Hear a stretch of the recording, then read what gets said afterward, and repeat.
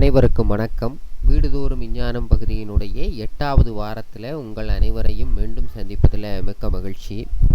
வீடுதோறும் விஞ்ஞானம் பகுதியில் பல்வேறு விதமான அன்றாட வாழ்வு அறிவியல் தகவல்களை பார்த்து வருகிறோம். நெருப்பில் நம்மளுடைய பயணம் தொடங்கி கடந்த வாரம் எலக்ட்ரிக் லைட்டர்கள், அதாவது பீசோ எலக்ட்ரிக் எஃபெக்ட் மூலமாக லைட்டர்கள் எப்படி இயங்குகின்றன அப்படிங்கிற விஷயம் வரைக்கும் நம்ம பார்த்துருந்தோம். தொடர்ந்து வாரம் பல்வேறு சுவாரஸ்யமான தகவல்களை பார்த்துட்டு வரக்கூடிய நம்ம பல கேள்விகளையும் தொடர்ந்து கேட்டு வருகிறோம்.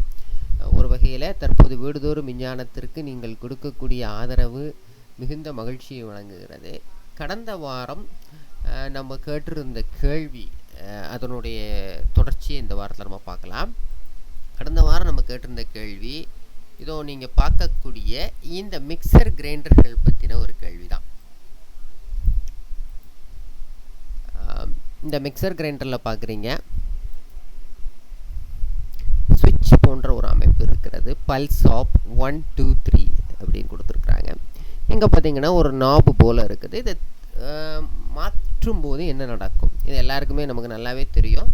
பொதுவாகவே மிக்சர் கிரைண்டர் அப்படின்னு சொன்னால் ஒரு அந்த சவுண்டே நிறைய பேருக்கு பிடிக்காது. ஒரு கரகரன்னு ஒரு சத்தம் கேட்கும். ஏதாவது வேலை செய்துக்கிட்டு இருக்கும்போது வீட்டில் மிக்சர் கிரைண்டர் போட்டாங்கன்னா ஒரு எரிச்சலான ஒரு உணர்வு ஏற்படும். ஆனால் என்னைக்காவது யோசிச்சு பார்த்துருக்கீங்களா, இந்த நாப்பு போன்ற இந்த அமைப்பு, இந்த திருகிறது போல், இந்த ரோட்டர் போல் இருக்கிறதுல பட்டன்ஸோ எப்படி இந்த மிக்சர் கிரைண்டரினுடைய வேகத்தை கட்டுப்படுத்துகிறது, இந்த மிக்சரினுடைய வேகத்தை இது எப்படி கட்டுப்படுத்துகிறது? இதற்கு பின்னாடி நீங்கள் யோசித்து பார்க்காத ஒரு சுவாரஸ்யமான அறிவியல் இருக்கிறது. மிகவும் அடிப்படையான இயற்பியல் தான் இதுக்கு பின்னாடி இருக்குது. பொதுவான மிக்சர் கிரைண்டர்கள் பின்னாடி ஒரு அடிப்படையான இயற்பியல் தான் இந்த கண்ட்ரோல் யூனிட்டுக்கு பின்னாடி இருக்கக்கூடியது. அது என்னங்கிறத இந்த வாரம் நம்ம தெளிவாகவே பார்த்து விடுவோம். இதற்கு பின்னாடி இருக்கக்கூடிய விஷயம் ரெசிஸ்டன்ஸ்னால் என்னது? நம்ம முதல் காணொலிகள்லேயே தொடக்கங்கள்லேயே பார்த்துருந்தோம். எலக்ட்ரிக் ஸ்டவ்வில் மின்சாரம் ஒரு கடத்தியின் வழியாக பாயும் போது அதில் ஓரளவுக்கு எதிர்வினை இருக்கும். அதாவது மின்சாரத்தை தடை செய்யக்கூடிய ஒரு பண்பு தான் ரெசிஸ்டன்ஸ் அப்படின்னு சொல்லுவாங்க. இதன் மூலமாக மின்சாரத்தினுடைய வேகத்தை மட்டுப்படுத்தலாம். மின்துகள்கள் போகக்கூடிய வேகத்தை மட்டுப்படுத்தி மின் அழுத்தத்தை அதிகரிக்க முடியும். இதுதான் ஓம் விதியினுடைய மிக அடிப்படையான ஒரு விஷயங்கிறதை நம்ம கவனிக்க வேண்டியது இருக்குது. மின்தடைனா வேற ஒன்றும் இல்லை. ஒரு எடுத்துக்காட்டுக்கு சொல்கிறேன். ஒரு சாலையில் நீங்கள் பயணித்து கொண்டிருக்கிறீர்கள், நிறைய கார் எய்த்தால வந்துக்கிட்டே இருக்குது, இல்லைன்னா நிறைய ஸ்பீட் பிரேக்கர்ஸ் இருக்குது, நிறைய தடைகள் இருக்குது. இதுதான் ரெசிஸ்டன்ஸ். நல்ல சாலை அப்படின்னா ஒரு ஹைவேல போகிறீங்க, எந்தவித தடையுமே இல்லை, குண்டு குழி எதுவுமே இல்லைன்னா உங்களால் அதிகபட்ச வேகத்தில் போக முடியும். அதுவே ஒரு சிட்டிக்குள்ளே நிறைய ஸ்பீட் பிரேக்கர்ஸ் வச்சுருப்பாங்க, நிறைய வாகனங்கள் குறுக்க வரும், நிறைய பாதைகள் மாறும். இதெல்லாம் ரெசிஸ்டன்ஸ்ன்னு நம்ம எடுத்துக்கலாம். அதாவது பாதை சரியாக இருந்தால் நம்மளால் வேகமாக போக முடியும். பாதையை தடைகளை ஏற்படுத்தினா வேகம் குறையும். வேகம் குறைஞ்சால் என்ன நடக்கும்? அதே தான் மிக்சர்லேயும் நடக்குது. அந்த மிக்சி சுற்றக்கூடிய வேகத்தை, அந்த பிளேடுகள் சுற்றக்கூடிய வேகத்தை நம்ம எப்படி கட்டுப்படுத்துகிறோம் அப்படின்னா தடைகள் மூலமாக தான். வெறும் தடைகள் அல்ல, மின் தடைகள். நீங்கள் இங்கே படத்தில் பார்க்கக்கூடிய இந்த பொருளினுடைய பெயர் பொட்டன்ஷியோமீட்டர் அப்படின்னு பொதுவாகவே சொல்லுவாங்க. ரெசிஸ்டன்ஸ், வேரியபிள் ரெசிஸ்டன்ஸ் அப்படின்னு சொல்லலாம். அதாவது மாற்றக்கூடிய மின்தடை. இந்த மின்தடையை திருகிறது மூலமாக மின்தடை மதிப்பை நம்மளால் மாற்ற முடியும். கடைகளில் இது 5 ரூபாய்க்கு கூட கிடைக்கும். ரொம்ப சின்னதாக இருக்கும். இதில் கொஞ்சம் பெரிய சைஸான விஷயத்தை தான் நம்ம மிக்சர் கிரைண்டர்களுக்கு உள்ளாக பயன்படுத்துகிறோம். இது முதல்ல எப்படி வேலை செய்கிறது அப்படிங்கிற விஷயத்தை இங்கே லைட்டாக பார்த்துருவோம். நீங்கள் பார்க்குறீங்க, 1 அப்படிங்கிறதுக்கு நேராக ஒரு மதிப்பு இருக்கிறது, 2க்கு நேராக இருக்குது, 3க்கு நேராக இருக்குது.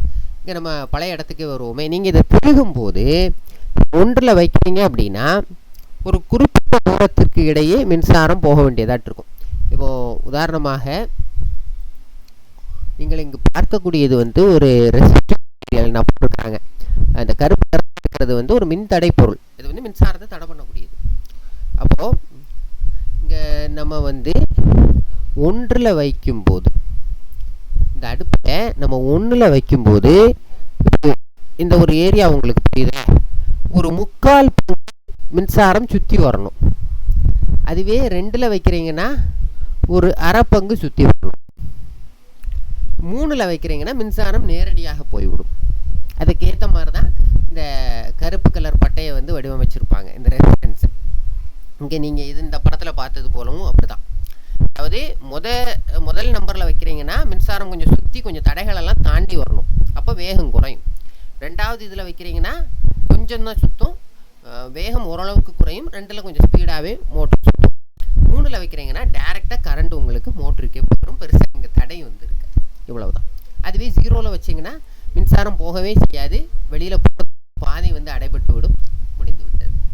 பார்த்தீங்களா எவ்வளவு எளிமையான ஒரு விஷயம். ஒரு 5 நிமிடங்களில் விளக்குறதுக்கு அளவுக்கு எளிமையான ஒரு விஷயந்தான். புரியலை அப்படின்னா மின்தடைகள் எப்படி வேலை செய்கிறது அப்படின்னு தேடி பாருங்கள். நிச்சயமாக ஒரு எளிமையான தலைப்பு. கல்லூரிகள் பள்ளிகளில் கூட இப்போ வேரியபிள் ரெசிஸ்டன்ட் ரியோஸ்டாட் அப்படிங்கிற ஒரு கருவி கூட இப்போது பெரும்பாலும் பயன்படுத்தப்படுகிறது. மற்றபடி இதே அடிப்படையில் தான் ஃபேன் ரெகுலேட்டர்களும் ஒரு காலத்தில் இயங்கியது. தற்போதும் நிறைய ஃபேன் ரெகுலேட்டர்ஸ் வந்து இயங்குகிறது. இங்கே நீங்கள் பார்க்கக்கூடிய எல்லா மிக்சர் கிரைண்டர்களுக்கு பின்னாடியுமே இந்த கான்செப்ட் தான் இருக்குது. நீங்கள் அதில் பழைய உடைந்த மிக்சர் கிரைண்டர்ஸை பார்த்தீங்கன்னா இப்படி தான் கலட்டி வச்சுருப்பாங்க. அந்த மின்தடை மதிப்பு மாற மாற உங்களுடைய வேகமும் மாறுபடும். மோட்டருக்கு போகக்கூடிய கரண்ட்டை மாற்றி அமைத்து தான் இந்த விஷயத்தை பண்ணுறாங்க. இது எப்படியோ ஒரு எளிமையான சமையலறையில் இருக்கக்கூடிய விஷயத்தை இன்றைக்கி நம்ம தெரிஞ்சுக்கிட்டாச்சு. அடுத்த வாரத்துக்கான கேள்வியையும் விரைவாக பார்த்து விடலாம். அடுத்த வாரத்திற்கான உங்களுக்கான கேள்வி, இந்த கிரைண்டரில் இருந்து மிக்சிக்கு அடுத்து என்ன பொருள் இருக்குது? கிரைண்டர். இந்த கிரைண்டரில் தற்போதைய மாடர்ன் டேபிள் டாப் கிரைண்டர்களில் நீங்கள் பார்த்துருப்பீங்க. இது போன்ற இன்னும் ஒரு அமைப்பு போல் இருக்குது பார்த்தீங்களா? இந்த வெள்ளை கலரில் ஒன்று வச்சுருப்பாங்க. மாவு வெளியில் போகும்போது அதை உள்ளே பிடிச்சி தள்ளுறதுக்கு. இதில் என்னப்பா அறிவியல் இருக்குது? சரி, கிரைண்டர் சுற்றுகிறது. சுற்றும் போது ஏன் மாவு வெளிப்புறமாக தள்ளப்படுகிறது? நீங்கள் ஒரு பொருளை, ஒரு பழைய ஆட்டுக்கல் அதிலெல்லாம் கூட திருக்கும்போது மாவை வைத்து கொண்டு சுற்றும்போது அந்த அரிசி அரைபட்டு வெளியே நோக்கி தான் போகும். அதாவது அந்த இதிலேருந்து வெளியில் நோக்கி தான் போகும். இது இயற்பியலினுடைய ஒரு முக்கியமான விதி. இதில் என்ன விதி இருக்கிறது, இதற்கான காரணம் என்ன, இதை மட்டும் கண்டுபிடிச்சி நம்மளுடைய சரியான பதில்களை விடுதோறும் விஞ்ஞானத்தினுடைய sciencesinhome@gmail.com அப்படிங்கிற மின்மடல் முகவரிக்கு அனுப்புங்க. சரியான ஒவ்வொரு பதிலுக்கும் முதல் 5 சரியான பதில்களுக்கு 100 ரூபாய் புத்தக பரிசு காத்து கொண்டு இருக்கிறது. அடுத்த வாரம் விடுதோறும் விஞ்ஞானம் பகுதியில் சந்திப்போம். அடுத்த வாரம் ஒரு சுவாரஸ்யமான கேள்விக்கான விடையும் அடுத்தடுத்த சுவாரஸ்யமான கேள்விகளும் இருக்கிறது. தொடர்ந்து உங்களுடைய ஆதரவுகளை கொடுங்கள். நன்றி, வணக்கம்.